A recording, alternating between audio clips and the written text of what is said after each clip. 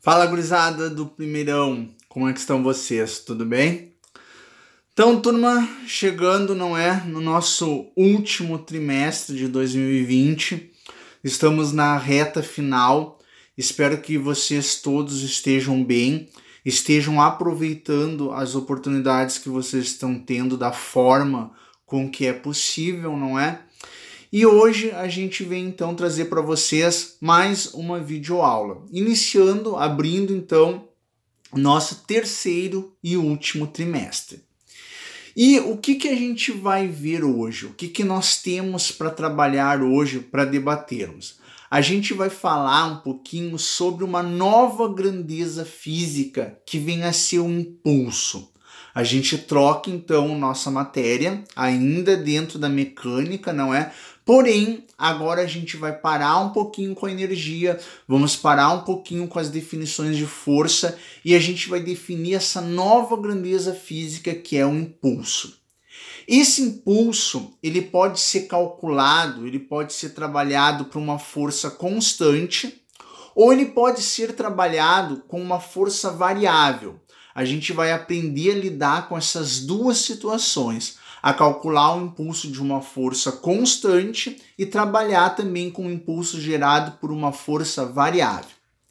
E ainda para nossa aula de hoje, a gente vai definir e conseguir trabalhar com uma outra grandeza física que é quantidade de movimento. Então, impulso e quantidade de movimento vão ser temas geradores de duas aulas. Essa primeira, que a gente vai ver esses conceitos iniciais, e uma próxima aula onde a gente vai trabalhar com outro aspecto que a gente não vai frisar agora então. Bom, vamos definir então o impulso. O impulso, a partir de agora, a gente vai trabalhar com a letra maiúscula I em negrito. Por quê? Porque o impulso ele é uma grandeza física vetorial, vetor, definido pelo produto de uma força média, não é? Que é aplicada num corpo em um determinado intervalo de tempo. Então, toda vez que uma força é aplicada em um corpo por um determinado tempo, a gente vai dizer que este corpo está submetido naquele momento em um determinado impulso. Então eu estou colocando uma imagem aqui embaixo de uma partida de futebol, onde vocês observam quantas vezes a bola ela foi impulsionada por atletas. Então no momento que a bola está tocando o pé do atleta, que ele está atuando uma força nessa bola, naquele instante de tempo existe um impulso.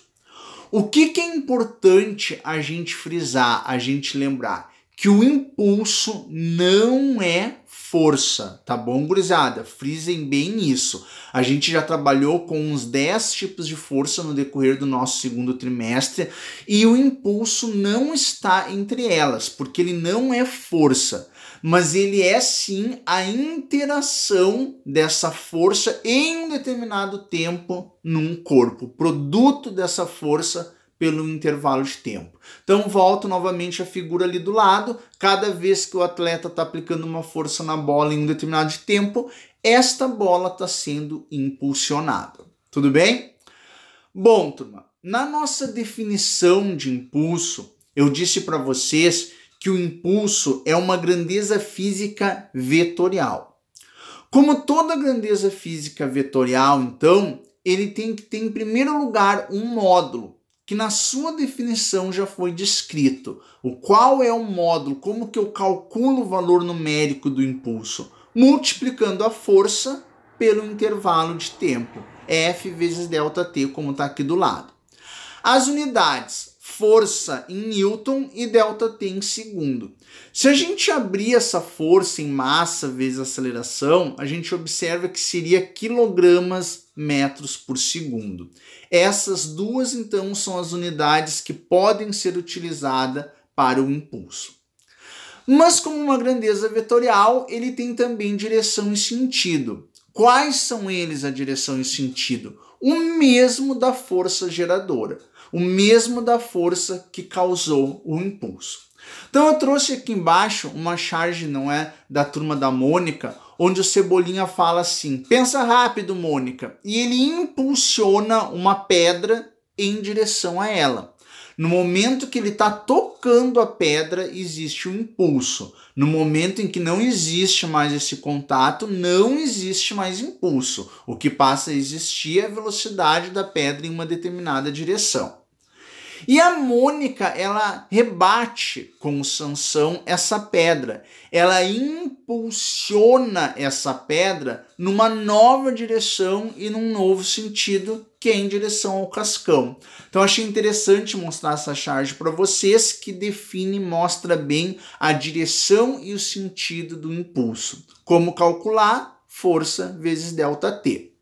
E aqui abaixo da minha imagem tem uma outra charge. Dessa vez a Mônica impulsionando uma bola, que enquanto ela toca a bola tem impulso.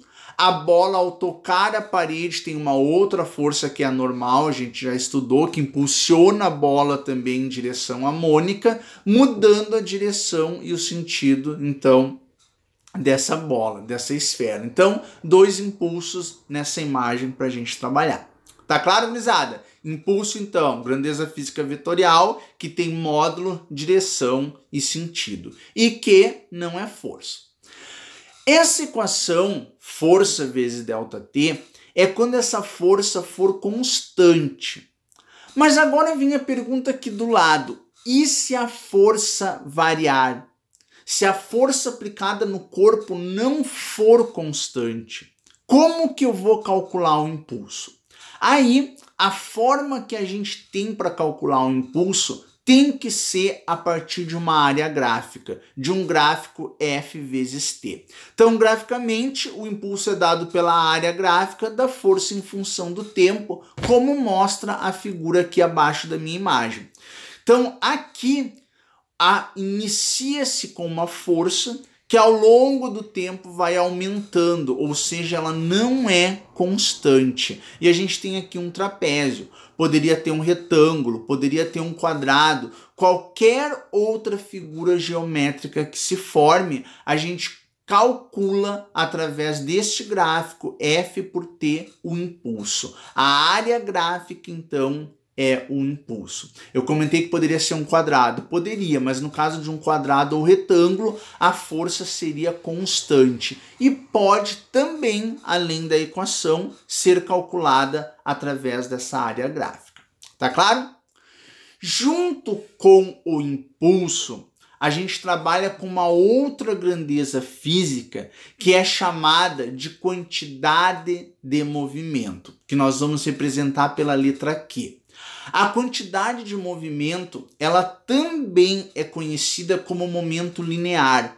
Por isso, às vezes, vocês vão encontrar alguns livros com a letra L para definir ela, outras vezes um P. Nós, no ensino médio, a maioria dos livros traz um Q de quantidade de movimento e é com ela que a gente vai trabalhar.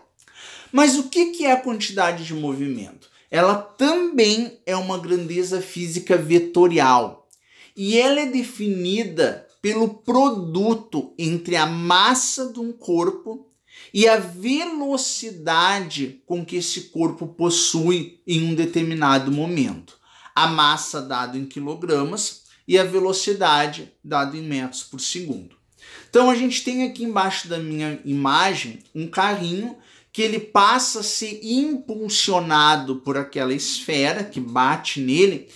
E esse carrinho estava parado. Se ele não tem velocidade, a quantidade de movimento dele é 0.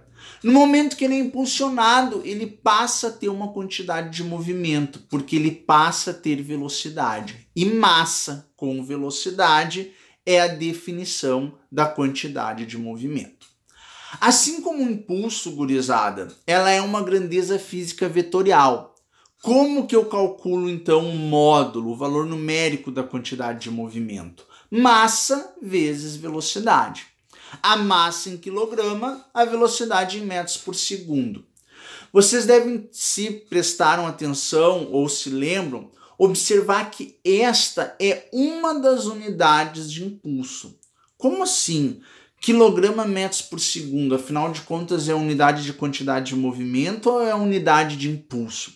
Então ela é a unidade de quantidade de movimento, mas que pode também ser usada como impulso. E na próxima aula a gente vai entender, através de um teorema, por que existe essa equivalência, por que existe esta igualdade. Mas, além do módulo, a quantidade de movimento tem o quê? Direção e sentido também. Então vocês estão vendo aqui embaixo a imagem de um canhão liberando uma esfera, e essa esfera, quando a partir daquela explosão adquire uma velocidade, ela passa a ter também uma quantidade de movimento. E também na próxima aula a gente vai entender por que o canhão recua, por que no momento que a esfera é jogada para um lado, o canhão ele passa a ser jogado para o outro. Então, quantidade de movimento tem a direção e o sentido igual ao da velocidade de um corpo. Tudo bem, gurizada? Então a nossa aula de hoje, ela foi uma aula curtinha, para que a gente conseguisse entender e definir essas duas novas grandezas físicas. Resumindo agora então, o impulso, uma grandeza física vetorial, que possui módulo, seu cálculo é através da multiplicação da força pelo intervalo de tempo que ela atua em um corpo. A direção e o sentido é o mesmo da força que o gera. E a unidade é Newton vezes segundos ou quilograma metros por segundo. Quando essa força passa a variar, a gente só consegue calcular através da área de um gráfico, de força por tempo. Junto com o impulso, a gente trabalha com uma outra grandeza física que é a quantidade de movimento. Uma grandeza física também vetorial, onde o módulo é dado pelo produto da massa vezes a velocidade, e a direção e sentido é a mesma da velocidade do corpo. A unidade, quilograma metros por segundo, igual a do impulso, e a gente vai ver na próxima aula o porquê.